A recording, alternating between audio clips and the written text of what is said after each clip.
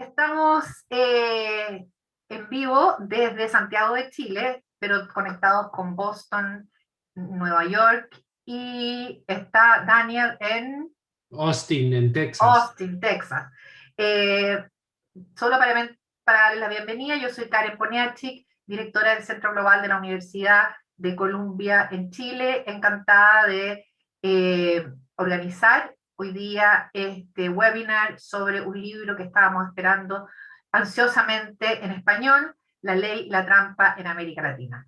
Además de dar la bienvenida, Daniel Matamala, ex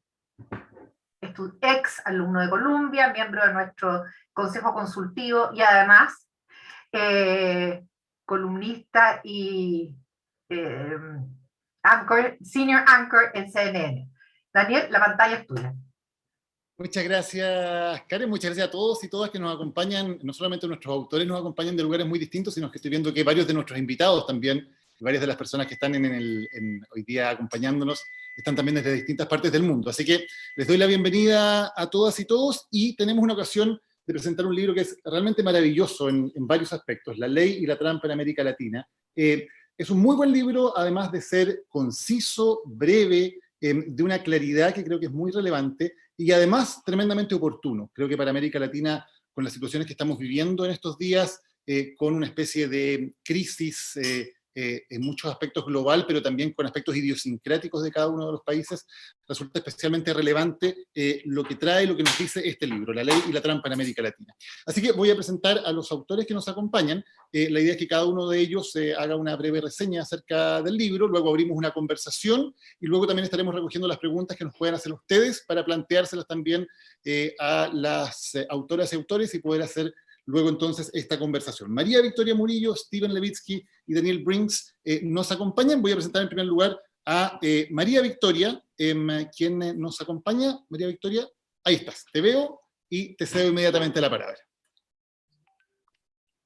Sí, vamos a presentar un poco un resumen del libro con Dan Brinks y yo, para contarles un poco. Antes que nada, quiero agradecer al Columbia Global Center de Santiago por organizar este evento, y a Daniel Matamala por ser un anfitrión. Es realmente un placer para nosotros estar aquí en Santiago, aunque sea de modo virtual. Hubiera sido mejor estar de manera en persona, de manera real, pero bueno, es lo que se puede hacer durante la pandemia. La Ley y la Trampa, el libro que venimos a presentar, busca explicar la debilidad institucional en América Latina y trata de hacer 3 puntos centrales. Uno es que la forma en la que entendemos la debilidad institucional no tiene que ver con la letra de la ley, sino con el comportamiento y las expectativas de los actores. Pensamos, por lo tanto, que la fortaleza o la debilidad de las instituciones tiene que ver, primero, con qué es lo que la regla demanda, o lo que llamamos la ambición de la regla. Si la regla pide que haga lo que ya estaba haciendo y no exige mucho esfuerzo de cumplimiento, entonces tampoco es una regla muy fuerte, no está obligándome a hacer nada que no quería hacer. La segunda dimensión importante para entender la fortaleza o la debilidad es, obviamente, el cumplimiento de la regla. Si la regla, por más buena que sea, no es cumplida, o es cumplida a veces sí o a veces no, no es una regla que sea fuerte. Y la tercera dimensión es la inestabilidad o volatilidad de las reglas. Por más de que la regla sea cumplida, si se cambia todos los días o cada vez que cambia el gobierno, las expectativas de los actores son que, en lugar de yo tener que cumplir la regla y acomodar mi comportamiento a lo que dice la regla, lo que hago es esperar que pase o invertir en cambiar la regla. Entonces, en ese sentido, con esta dimensión de comportamiento, es que estas 3 dimensiones hacen que una regla, pueden hacer que una regla sea débil. El segundo punto que hacemos entrar en el libro es que no necesariamente creemos que la fortaleza institucional sea buena y que la debilidad institucional sea mala. No estamos haciendo un llamado normativo. Y acá, en el caso chileno, claramente la institución que tuvo tal vez demasiado fortaleza fue la Constitución de 1980, y su fortaleza no fue necesariamente buena porque no permitió la adaptación y el cambio a las demandas sociales. Entonces, no siempre la fortaleza es buena. En el caso norteamericano tenemos también otros ejemplos, pero muchas veces la debilidad tampoco es buena. Y el otro ejemplo con el que abre el libro es, por ejemplo, el tema de la prohibición de la reelección en la Constitución de Bolivia, que es ignorada por Evo Morales cuando en la última elección en el año 2019 se presenta de nuevamente como candidato con una interpretación muy rebuscada que hace una corte fiel a al que está en el gobierno realmente, no necesariamente a él, y eso también genera muchísimo conflicto social. Entonces, de nuevo, tanto la fortaleza como la debilidad, dependiendo del contexto, pueden ser buenas o malas para la sociedad. Y el tercer punto central que queremos hacer es que la debilidad institucional no es necesariamente el resultado de errores de diseños o de consecuencias no deseadas o de que los que escribieron la regla no eran suficientemente astutos o no prestaban suficientemente atención, sino que son muchas veces el resultado de estrategias políticas, tanto de aquellos que escriben la regla como de aquellos que pretenden transformar la regla. Entonces, muchas veces esta debilidad tiene que ver con que yo hago una regla a propósito para que no pueda ser cumplida o porque no quiero que se cumpla, pero que parezca que me interesa, o hago una regla que es mucho más ambiciosa en el cambio social que propone que lo que efectivamente va a poder ser aplicada, esperando que la situación cambie y después pueda ser aplicada en el futuro. Ese nuevo es un contexto estratégico. Y en ese sentido, la tipología que ahora va a presentar Dan Brinks busca dar cuenta cómo estos diferentes tipos de debilidad institucional se asocian a diferentes estrategias políticas y a diferentes resultados de coaliciones de poder que sostienen estas preferencias. Así que acá me quedo yo y le paso la posta a Daniel Brinks. Bueno, gracias, Vicky, gracias por abrir la conversación un poquito. Quiero agradecer también, ¿no?, a los que nos invitan y a todos los que asisten acá a participar en esta conversación sobre el libro. Realmente es un placer oír de todos ustedes y oír especialmente de gente que vive estos momentos en América Latina, momentos en los cuales las instituciones están muy en juego, especialmente en Chile, ¿no? Y pensar un poco con todos ustedes cuáles son las consecuencias de la estabilidad o la inestabilidad institucional. Entonces, a mí me toca un poco dar una breve reseña, porque realmente queremos oír las preguntas de ustedes, una breve reseña de la tipología que habíamos presentado en el libro, y hay una tablita, que no la van a poder leer, pero que está en el libro, que como resume muchas de las cosas que decimos en el libro. Y como decía Vicky, presentamos 3 tipos básicos de debilidad institucional. El primero es la insignificancia, el segundo es el incumplimiento y el tercero es la inestabilidad. Y voy a tratar de ilustrar estos 3 tipos y los subtipos que damos usando un ejemplo que es conocido en América Latina, que es el ejemplo de la reelección presidencial, ¿no? O sea, hay una institución en muchos países en América Latina que es la no reelección de los presidentes, ¿no?, la limitación de los presidentes a un solo término. Y el primer tipo de instituciones, de debilidad que presentamos nosotros, es la insignificancia. ¿Cómo podríamos aplicar ese tipo a un caso de no reelección de presidentes? Bueno, hay presidentes que no van a ser reelectos bajo ningún concepto, ¿no? O sea, y tal vez pueda haber países en los cuales los presidentes nunca llegan, apenas si llegan al final, ¿no?, del periodo, y nunca van a ser reelectos por desgaste, por volatilidad política, por lo que sea, ¿no? En esos casos hay una institución, pero en realidad no está haciendo, el trabajo lo está haciendo la política del país, ¿no? El trabajo lo está haciendo el desgaste al presidente, la volatilidad política, y no la institución misma. La institución no está imponiendo un resultado que sería diferente al resultado en la ausencia de esa institución, ¿no? Pero hemos visto muchas veces en América Latina que realmente llega un presidente al final de su mandato y es muy popular, tiene mucho poder, tiene mucho apoyo, y ahí ese presidente tiene una decisión, ¿no? O cumple o no cumple, ¿no?, y viola la regla, que es el segundo tipo de incumplimiento, o simplemente puede cambiar la regla, que es lo que han hecho otros presidentes, ¿no? Entonces, nosotros presentamos esa decisión, ese momento de decisión como un trade-off, ¿no? O me voy para el lado de violar la regla, si los costos de violar una regla son bajos, o me voy para el lado de cambiar la regla, si los costos de cambiar la regla son menores a los costos de violarla, ¿no? Esa diferencia la vemos en muchos países en América Latina, ¿no? Hay presidentes que se exceden, ¿no? Recientemente, por ejemplo, Evo Morales intentó la reelección con consecuencias bastante drásticas que reseñamos un poquito en el libro, y en otros países eso ha pasado muchas veces. Por el otro lado, hay casos, en muchos casos ahora en América Latina, donde los presidentes buscan simplemente cambiar la regla, ¿no? O sea, llegan al final de su mandato, no quieren irse, el costo de irse es muy alto, el costo de cambiar la regla es muy bajo, y simplemente cambian la Constitución, cambian las normas y siguen en su cargo. O sea, esos son los tipos básicos, ¿no?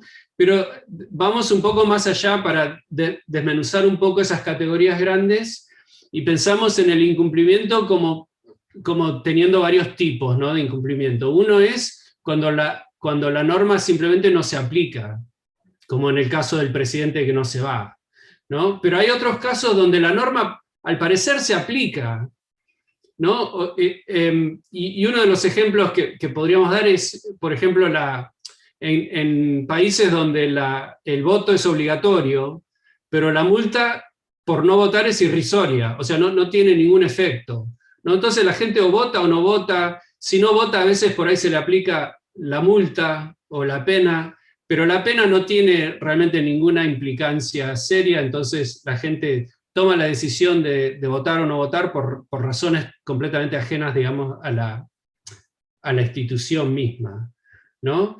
Y esa decisión de crear una institución que no tiene elementos punitivos puede ser una estrategia política, ¿no? Puede ser una forma de llamar la atención a un movimiento que se hace para solucionar algún problema político, no decir, estamos cumpliendo con la obligación de no sé, punir violaciones a las normas ambientales, pero aplicamos una pena que realmente no cambia el comportamiento de la gente.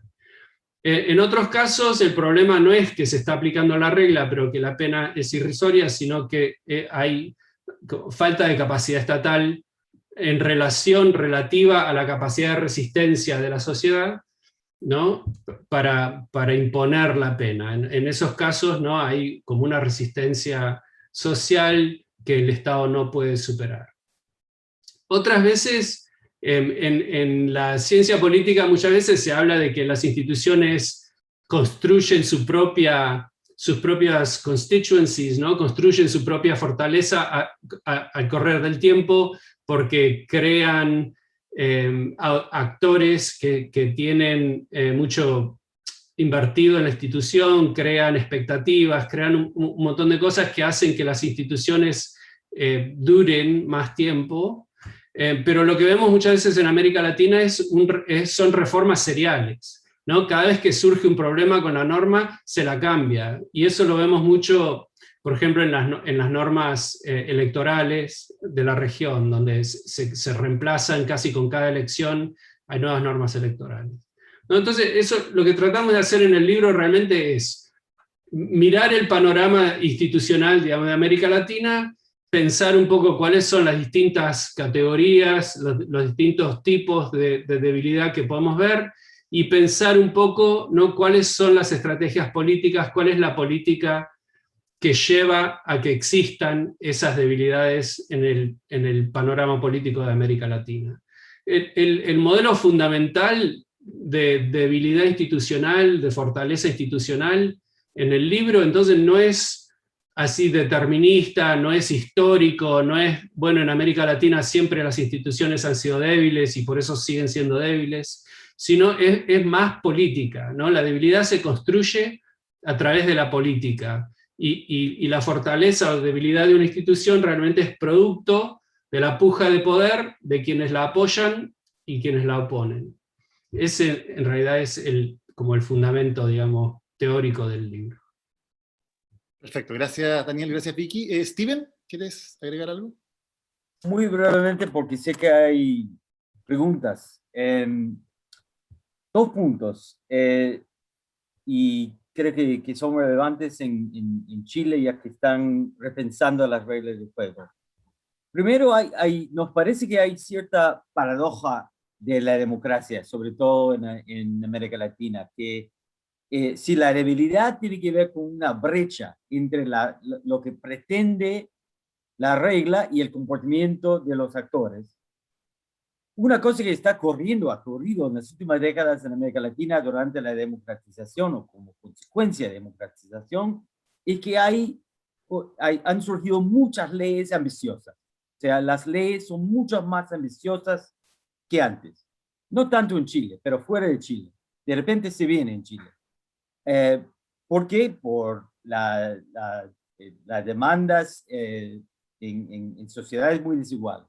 En democracia, la gente pide más, los políticos prometen más, y por eso hay una expansión de ambición. Esas leyes o esos políticos no siempre se cumplen. Entonces, se ve más debilidad que antes. Si la ley promete mucho y cumple poco, parece más débil o es más débil que una ley que promete poco y hace poco. Un ejemplo, en Estados Unidos hay mucho debate sobre las reglas o la ley de las máscaras durante la pandemia. En partes de Estados Unidos, la gente, donde vive Dan, la gente no quiere poner la máscara. Entonces, hay debate si se debe crear esas leyes o no. Uno puede crear una ley que tiene poca consecuencia. Por ejemplo, solo pone máscara cuando está enfermo, la gente que está enfermo. Eso sí se cumple, pero es una ley que genera poco cambio. Una ley que hace mandatorio el uso de máscara, pero que si 30%, 40% de la población cumple con la ley, es débil, pero quizás el efecto en términos de la sociedad sea mejor que una ley que promete o que pide poco. Entonces, creo que es una espada de doble filo, pero muchas veces, al principio nosotros, cuando veíamos el crecimiento de leyes ambiciosas, lo veíamos en términos bastante negativos. Y creo que terminamos la investigación pensando que es más bien una espada de doble filo y que podría haber consecuencias en el mediano y largo plazo positivas de ese crecimiento o expansión de leyes ambiciosas, aunque no se cumplen al principio. Segundo, y es un punto básico, ahora que Chile entra en un proceso constituyente, quedó claro al final de ese libro, para nosotros por lo menos, que cuando uno diseña las reglas, es importantísimo no solamente pensar en best practices, sino pensar en las coaliciones políticas y sociales detrás. Si no hay una coalición política sostenible, cualquier ley que diseñes no va a durar. Y si la sociedad no va a participar activamente en el cumplimiento de la ley, es probable que no va a ser fuerte. Entonces, la relación que tienen las reglas políticas con la sociedad puede ser tan importante o más importante que el propio diseño de la ley. Ahí voy a parar. Perfecto, muchas gracias, Steven. En el chat estamos recibiendo ya las preguntas, así que si quieren preguntar algo, escriban ahí y vamos a estar luego compartiéndolas con nuestros autores. Yo quería preguntarles algo que me parece un tema bien relevante, que se toca en algo en el libro, que tiene que ver con las causas de la debilidad institucional que se mencionan. Una de ellas, por ejemplo, la desigualdad socioeconómica, la consideran como una de las causas de la desigualdad, de la debilidad de las instituciones en América Latina.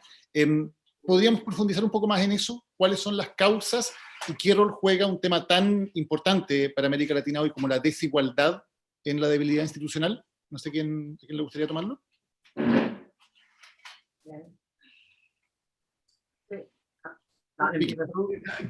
Si querés la tomo yo, Vicky, vos muchas veces Sí, la tomás, me da sí. igual.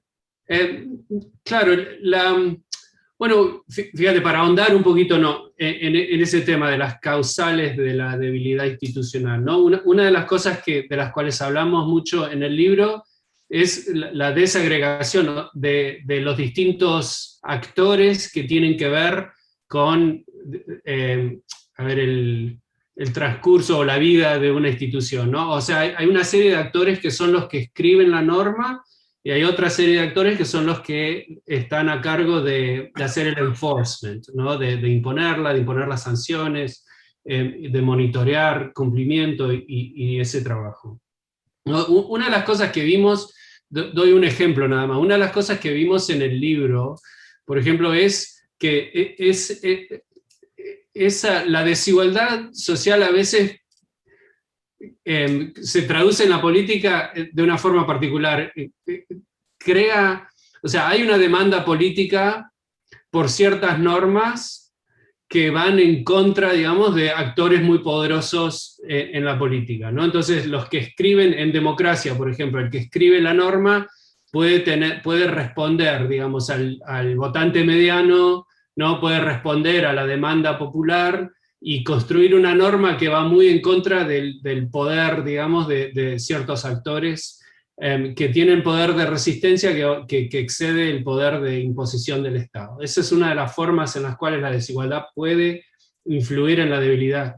Por el otro lado está lo opuesto, ¿no? O sea, uno de los autores que contribuyó a un volumen que acompaña este proyecto, que salió en inglés, Alicia Holland, escribe ¿no?, sobre las normas, digamos, que regulan a los vendedores ambulantes en la calle o a las ocupaciones de terrenos ajenos, ¿no?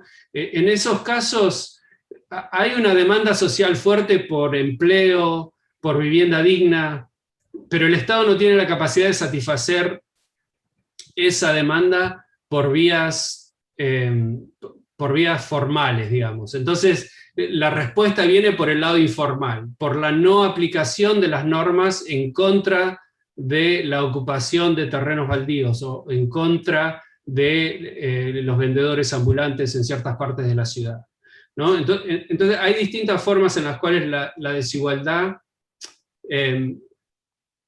contribuye, digamos, a la existencia de muchas instituciones débiles.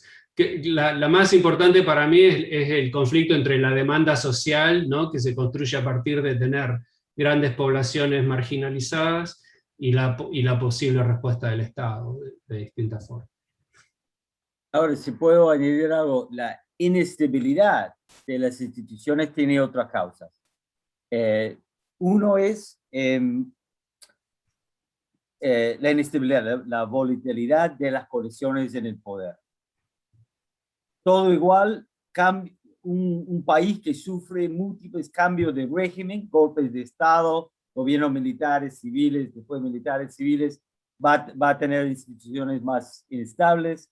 La volatilidad electoral, un país con un sistema de partidos muy fragmentado, muy inestable, como Perú, Ecuador, va a tener instituciones más inestables que un país como Uruguay. Y también la inestabilidad económica. Hay evidencias y hay un par de capítulos en nuestro libro que muestra eso, de los países todo igual que sufren más crisis económica, también tienen una tendencia de cambiar las reglas más. Entonces, inestabilidad política y económica, inestabilidad del régimen, pero también volatilidad de los partidos en el poder y crisis económica. Sí, ahí me parece también valdría apuntar que las instituciones tienen costos distributivos importantes. Hay siempre ganadores y perdedores. Depende de qué reglas. Si uno prohíbe dormir abajo del puente o prohíbe dormir en un banco de la plaza, obviamente que afecta a los pobres y no a los ricos que no duermen en el banco de la plaza. La decisión de qué institución, o sea, por eso depende mucho cuál es la institución. Y lo que pasa es que en un contexto de gran desigualdad, que puede ser social, puede ser étnica, puede haber muchos tipos de desigualdad, pero en un contexto de gran desigualdad, los riesgos de esos costos distributivos suben, porque hay mucho más que ganar y que perder. Entonces, en esos contextos es más probable que para mantener una institución sea necesario incumplirla, porque si la cumplimos los costos distributivos son demasiado altos, o que si realmente la cumplimos, el costo se vuelva tan y tan alto que la tensión sea tratar de cambiar la institución cada vez que se puede. Entonces, en ese sentido es que la desigualdad impacta sobre los costos distributivos de las instituciones y afecta los incentivos que las hacen más débiles. Perfecto, muchas gracias. Hay un tema que evidentemente está en el trasfondo de esta conversación y de este lanzamiento, que en 9 días más las chilenas y los chilenos vamos a ir a votar por quienes van a tener la labor de escribir ni más ni menos que una nueva constitución. Y evidentemente estamos todos un poco pensando en eso y también al leer qué lecciones podemos sacar de ello para el trabajo que se nos viene encima como país. Les quería preguntar al respecto, no sé si se puede dar algún consejo, pero por ejemplo ustedes en el libro hablan de las instituciones importadas y qué tan conveniente o no, de alguna manera, o qué tanto futuro o no tiene la importación de instituciones, que es algo que hemos hecho en Latinoamérica, por ejemplo, con constituciones. En el siglo XIX se copió bastante la Constitución de Estados Unidos, y en general muchas veces uno tiende, evidentemente, a hacer una comparación y a decir, tal institución funciona en algún país que es modelo o es referente por alguna razón para nosotros, y se pregunta qué tan buena idea es importar o copiar o traer esas instituciones a una realidad como la nuestra. ¿Qué conclusiones sacan al respecto de la importación de instituciones desde otras realidades? Y si tienen algún consejo o algo que agregar a la luz del proceso constituyente que se inicia en Chile. No, Dan, ¿o quieren que vaya yo? Sí, como quiera, yo tengo algo que decir, pero seguro vos bueno, también. decimos y después voy yo. Bueno, dale. Mira, por empezar, diría, en cierta forma, no existe la institución inventada desde cero, ¿no? O sea, todas las instituciones tienen antecedentes, las ideas vienen de muchos lados, incluso la Constitución de Estados Unidos tiene antecedentes ideológicos en el pensamiento europeo, ¿no? O sea, no hay nada nuevo bajo el sol, ¿no? Eso por un lado. Por el otro, lo que encontramos, pero sí es cierto que hay instituciones que se traen más como enteras y se trasplantan más con menos, digamos, adaptación a la política y a la sociedad local, ¿no? Lo que nosotros decimos en el libro, no sé si lo decimos tanto en este, sino en el más largo que acompañó a este en inglés, es que la debilidad o la fortaleza de las instituciones importadas depende de más o menos las mismas variables que la debilidad o fortaleza de las instituciones más autóctonas, digamos, ¿no? O sea, depende de la puja de poderes, del conflicto político que suscitan, depende de quiénes son los ganadores y quiénes son los perdedores y de cuánta fuerza van a tener, ¿no? Creo el problema con muchas instituciones importadas así enteras es que muchas veces no responden a la realidad social y política del país, ¿no? Se adoptan porque los que diseñan las instituciones creen que van a resolver un problema, pero sin pensar realmente en cómo se conectan, digamos, con, por ejemplo, el aparato de enforcement que tiene o la capacidad estatal que tiene un Estado, o quiénes son los actores que van a resistir y qué capacidad tienen ellos para resistir, y ese tipo de cosas. Sí, Muy rápidamente. Entonces, nosotros tomamos una posición intermediaria. No creemos, como algunos dicen, que toda institución importada va a ser un desastre. Depende, como dijo Dani, de la coalición doméstica. Si hay actores domésticos que realmente que sus intereses si benefician o si quieren esta institución, puede funcionar. Tampoco creemos, por las razones que dijo Dan, que importar la institución que está de moda en Suecia o Alemania o en Canadá es necesariamente positiva. Depende mucho de las condiciones domésticas. Ahora, hay algunas instituciones importadas que no funcionan en el sentido de que no son cumplidos mucho, pero que sí sirven intereses de los gobiernos, de los estados.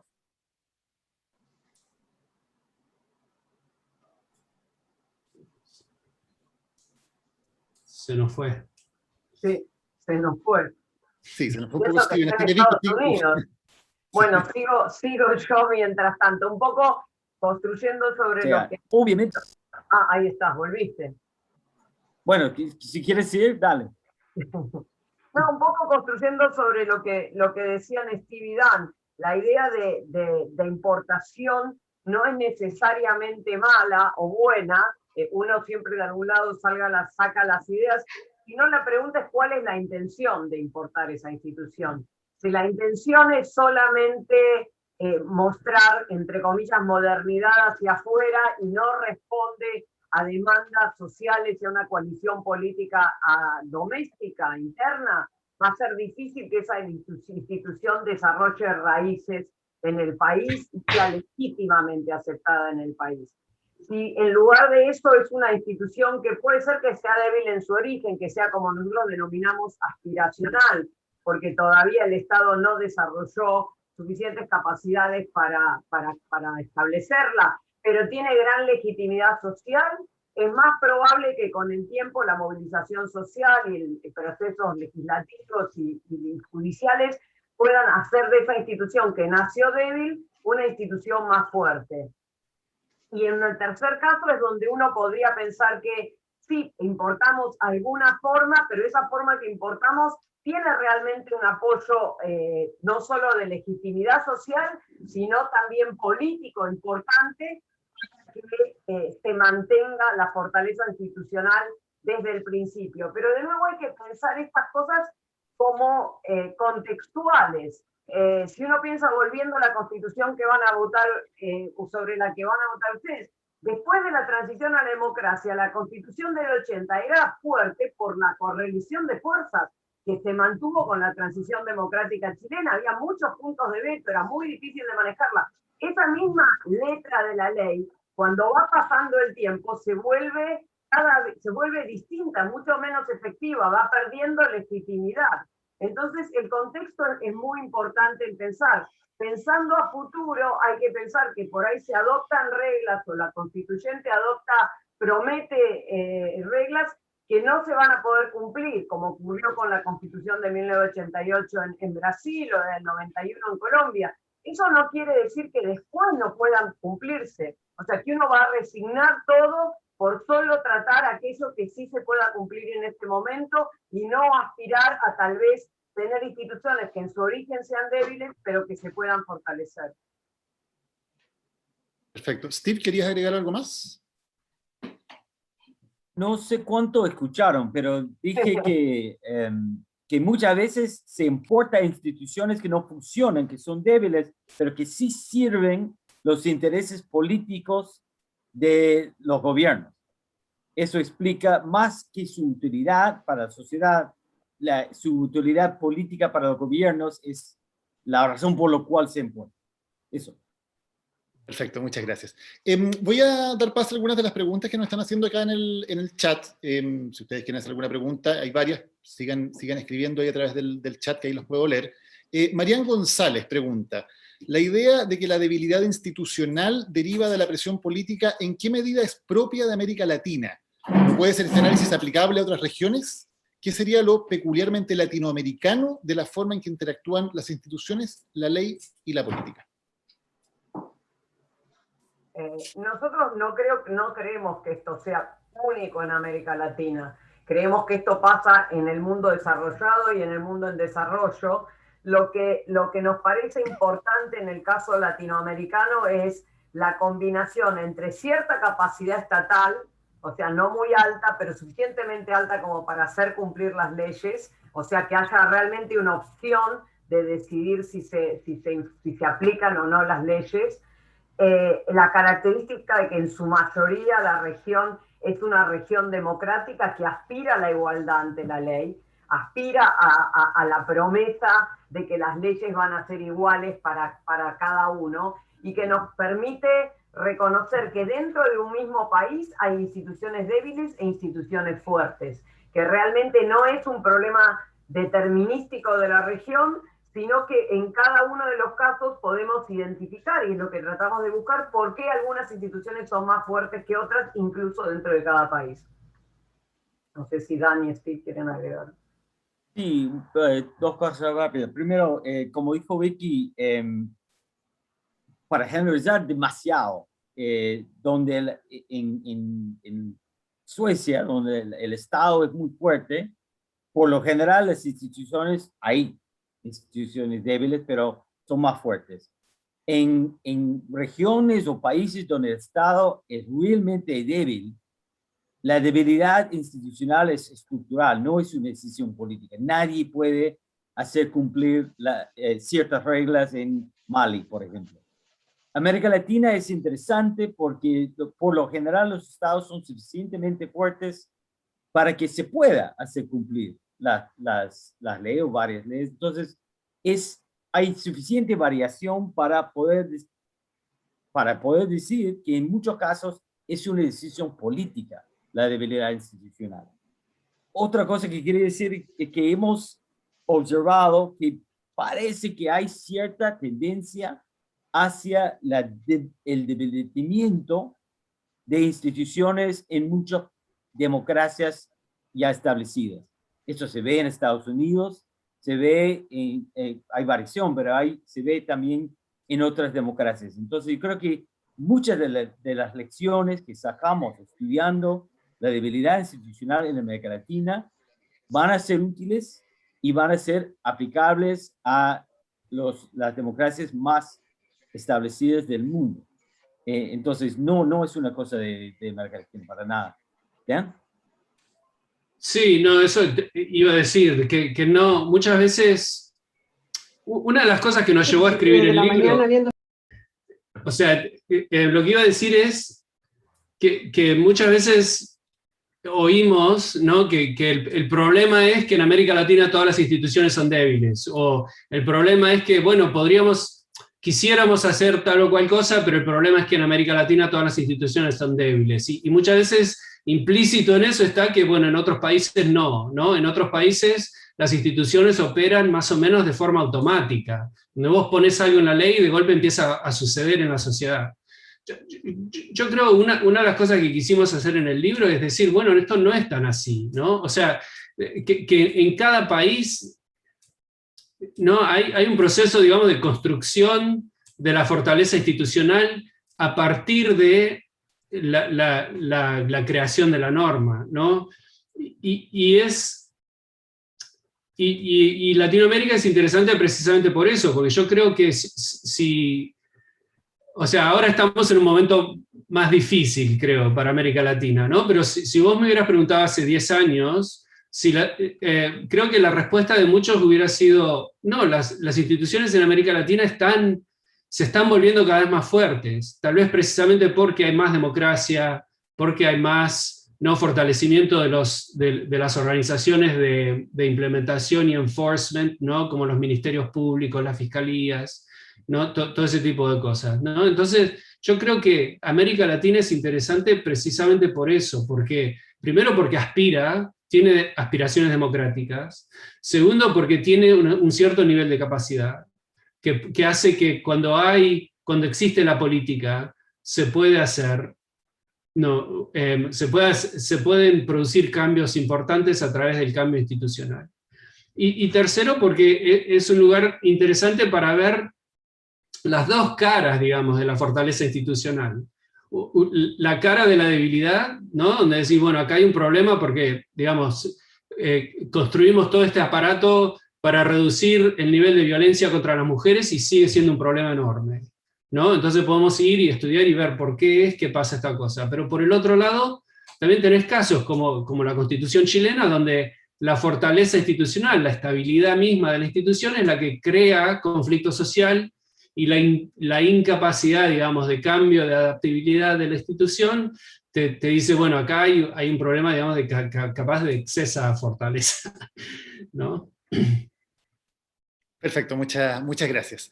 Hay una pregunta que creo que conecta bien con lo que estamos hablando, que hace Ignacio Flores, que se pregunta qué relación hay entre la debilidad de algunas instituciones y los nuevos actores o figuras políticas, pone los ejemplos de Bolsonaro, Donald Trump y Pamela Giles en Chile. ¿Qué consecuencias pueden tener estos actores en las instituciones?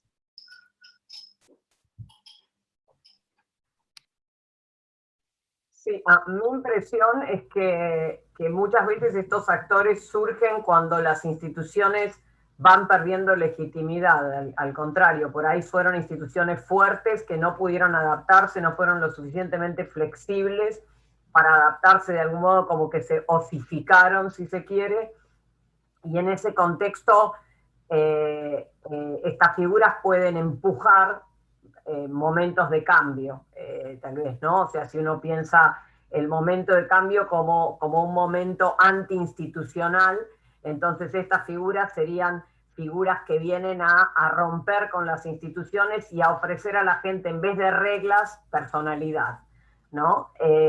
Me parece que en esos contextos es más fácil que surjan estas figuras de outsiders, o sea, o es uno de los contextos, no es el único, en el que pueden surgir estas figuras de outsiders prometiendo un cambio cuando la incertidumbre se vuelve más atractiva para la población, porque el momento actual es un momento de mayor tensión, donde se siente que las instituciones no responden a las demandas sociales. No es el único contexto en el que surgen estos personajes, pero me parece que es uno de los contextos en el que surgen estos personajes.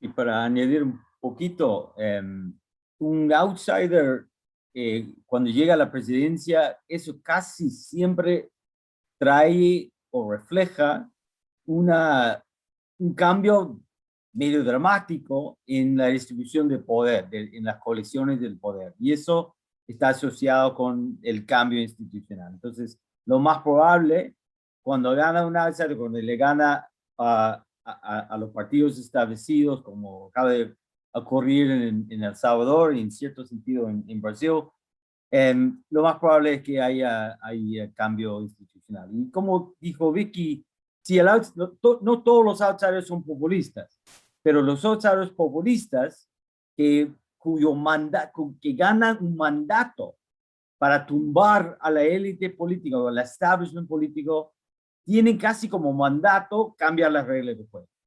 Entonces, los que vienen y no cambian las cosas, como Lucio Gutiérrez en Ecuador, terminan perdiendo políticamente. Tienen mandato electoral para cambiar las cosas y por eso lo hacen. Y como dijo Vicky, todo igual, los presidentes personalistas suelen violar las reglas o cambiar las reglas con más frecuencia que los establecidos partidarios. Sí, yo quisiera agregar solo una cosa, que es que muchas veces, bueno, en situaciones, por ejemplo, como la de los Estados Unidos, donde el costo de violar normas formales es bastante alto, muchas veces lo que se violan son las normas informales, ¿no? Que son las que apoyan muchas veces todo el régimen democrático, ¿no? Y eso es algo que nosotros realmente no tratamos demasiado en el libro, porque el libro se dedica mucho más a las instituciones formales, pero en cada régimen hay toda una serie de normas informales que moderan, que negocian de una forma u otra las tensiones que construyen las reglas formales. Y muchas veces los actores, como Trump es un ejemplo clásico, ¿no? Que cuando entra a violar normas informales, muchas veces más que las formales mismas, aunque posiblemente haya violado esas también, ¿no? Entonces, en esos casos donde, ¿no?, se empieza violando las normas informales y se procede, digamos, al cambio de las normas formales a través de una nueva constitución o algo, eso en realidad es, hasta cierto punto, es un homenaje, digamos, a la capacidad de enforcement de las normas formales, ¿no? Pero no es una garantía en esos casos. Muchas veces es justamente, ¿no?, la excesa, digamos, rigidez de las normas formales la que lleva a construir el problema. Sí, muy interesante. Quería profundizar en algo que dijo Steve. Tú decías, Steve, que de alguna manera los presidentes outsider populistas, cuando son elegidos, tienen de alguna manera un mandato de tumbar a la élite o de cambiar las cosas, y que muchas veces pueden ser castigados por su electorado si no lo hacen. ¿Se puede entender muchas veces por parte de la gente un mandato también a romper esas normas? O sea, que ese presidente outsider, una vez que llega al poder, tiene que elegir entre romper con el mandato que le da a la gente o romper con las reglas que están establecidas. Sí, como dijo Dan, no es siempre las reglas, muchas veces empiezan violando las normas. La manera de hacer, la manera de vestirse, la manera de hablar, la manera de comunicar, la manera de tratar a la prensa, la manera de tratar a los adversarios. Esas normas es, para un populista, alguien que gana la presidencia, prometiendo tumbar a la clase política, es un señal creíble a su electorado que él o ella es diferente. Entonces, romper, violar las normas es una señal súper clave para el populista. Si no sigue convenciendo a su gente que no es diferente, que si la gente termina creyendo, como terminaron con Ollanta Humala en Perú o Lucio Gutiérrez en Ecuador, que al final de cuentas ese tipo es igual a los demás, la carrera política se acabó. Tienen que seguir demostrando a su gente que no son como los demás, que son diferentes. Y eso se hace primero violando las normas y en algunos casos las reglas. Perfecto, sí, muy, muy interesante me parece ese punto. Tenemos tiempo todavía para una pregunta más. Octavio del Fávero pregunta, ¿cómo se construye la legitimidad y las raíces sociales de la norma e instituciones en contextos políticos de desconfianza y sociedades muy diversas? ¿Qué mecanismos o prácticas pueden ayudar, por lo tanto, a construir esa legitimidad de las instituciones? Si tuviéramos la respuesta a esa pregunta, yo tendría un salario mucho más alto. Vicky, ¿no? ¿Yeah? Sí, Dan. Sí. No sé, o sea, no, es una pregunta súper difícil, ¿no? O sea, creo que no tenemos una respuesta, digamos, basada en estudios rigurosos o sistemáticos ni nada. Yo te puedo dar un par de ejemplos, ¿no? O sea, hay instituciones en América Latina que construyeron su legitimidad de una forma muy rápida e inesperada, ¿no? O sea, y yo pienso, por ejemplo, en la Corte Constitucional de Colombia. Yo sé que ha sido criticada más por élites, ¿no? Y ha sido criticada en Chile, pero la Corte Constitucional en Colombia llegó a tener un nivel de aprobación popular que excedía cualquier otra institución política del país, ¿no? ¿Y cómo lo hizo? Lo hizo a través, digamos, de la tutela, de la respuesta individual a demandas individuales muy personales, ¿no? Lo hizo a través de cálculos muy políticos también, ¿no? O sea, tuvo algunas decisiones que gente llamó, ¿no?, populismo judicial, ¿no? Y a través de, digamos, como, no es teatro político, pero casi, ¿no? Digamos, salieron de Bogotá y fueron y tuvieron audiencias en distintas partes del país, se acercaron a la gente, ¿no? Yo creo que una de las formas de construir legitimidad es esa, ¿no? De decir, estamos oyendo las demandas de la gente y estamos proveyendo algunas respuestas, por lo menos, ¿no? Respondiendo a las demandas de la gente. No sé hasta qué punto eso se puede reproducir en otro tipo de instituciones, ¿no? Pero uno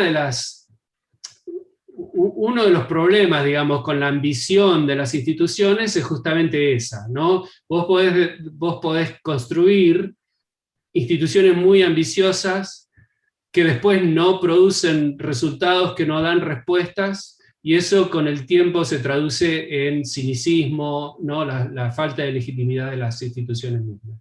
Yo creo que entonces, hay un momento de construcción de la institución que tiene mucho que ver con la legitimidad, que es la participación amplia, diversa, popular en la construcción de la institución, y hay un momento posterior que es en el desarrollo y cumplimiento de la institución, que es realmente si está dando respuestas o no a las demandas del país.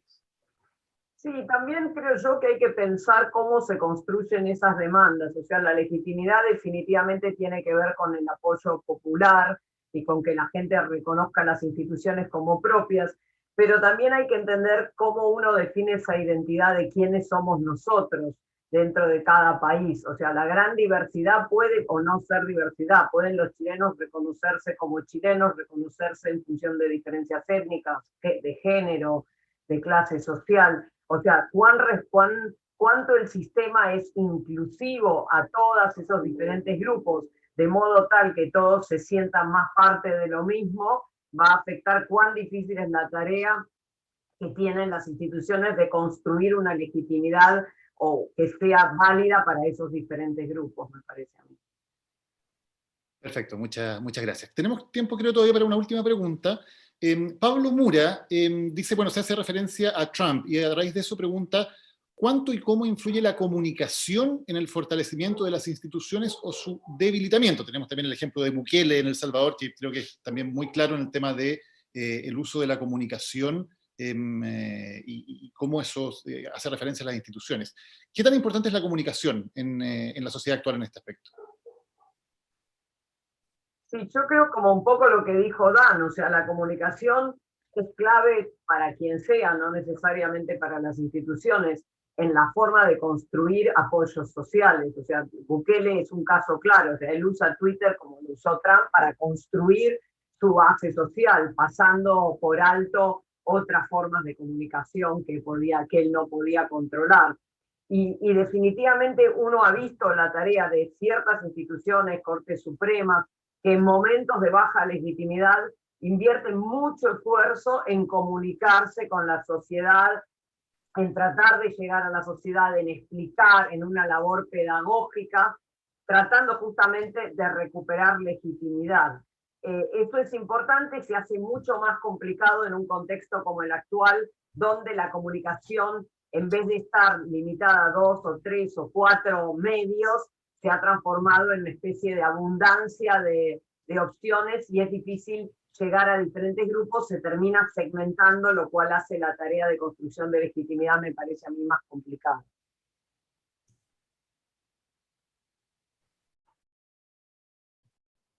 Steven, Daniel, ¿algo que agregar?